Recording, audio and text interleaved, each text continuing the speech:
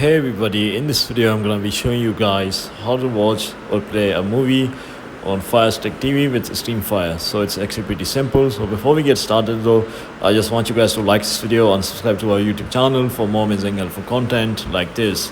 With that all being said, let's get started with today's video.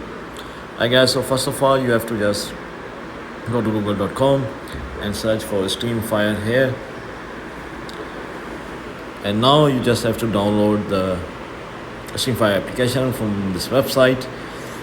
So basically StreamFire is a website that will allow you to watch TV channels from news, sports, movies to documentaries for absolutely free.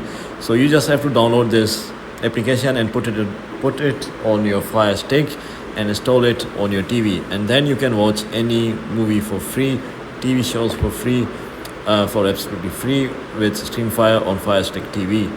So yeah guys, this is how you do it. If you found this video to be helpful, then thanks for watching and I'll see you in the next video very soon. Peace.